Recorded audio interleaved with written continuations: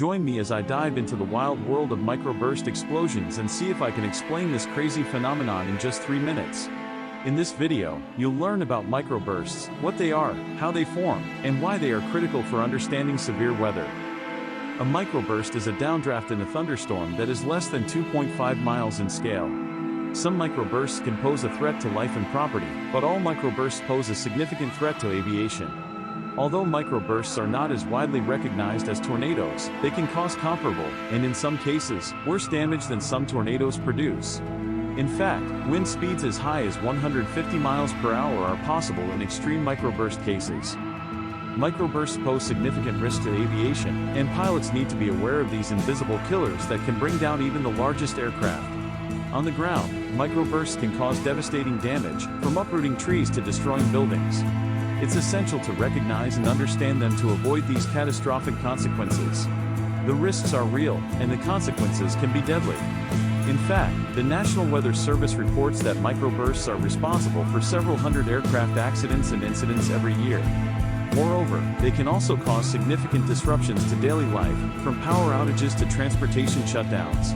The impact of microbursts can be far-reaching, and it's crucial to take them seriously. The good news is that by understanding microbursts, we can mitigate their risks and save lives.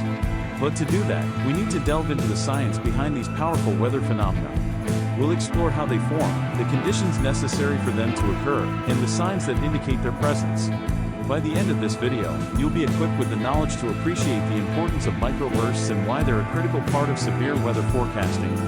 There are a handful of factors that cause microbursts to develop, including mid-level dry air entrainment, cooling beneath the thunderstorm cloud base, sublimation, and the existence of rain and or hail within the thunderstorm.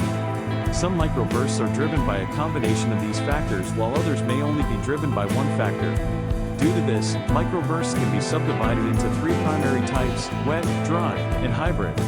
Cooling beneath the thunderstorm cloud base and sublimation are the primary forcing mechanisms with dry microbursts. Dry microbursts typically occur with very little precipitation at the surface or aloft, hence the dry type.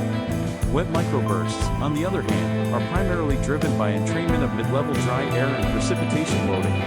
Microbursts are essentially small, intense downdrafts that can reach speeds of up to 150 miles per hour. They form when a column of air sinks rapidly to the ground, creating a burst of intense wind that can be disastrous. The conditions necessary for microbursts to occur are quite specific, requiring a combination of atmospheric instability, moisture, and wind shear. When these factors come together, the result can be a microburst that can catch pilots and people on the ground off guard. In 1985, a dramatic incident involving a microburst at the Denver International Airport showcased the destructive power of these weather phenomena. On that fateful day, a Boeing 737 approached the runway when suddenly, it was hit by a microburst that dropped it 200 feet in just 10 seconds. The plane crash-landed, killing 15 people and injuring many more. The incident was a wake-up call for the aviation industry, highlighting the need for better microburst detection and warning systems. The investigation into the crash revealed that the microburst was caused by a combination of atmospheric instability and wind shear, which created a perfect storm of conditions for the disaster to occur. The lessons learned from that incident have been invaluable in improving our understanding of microbursts.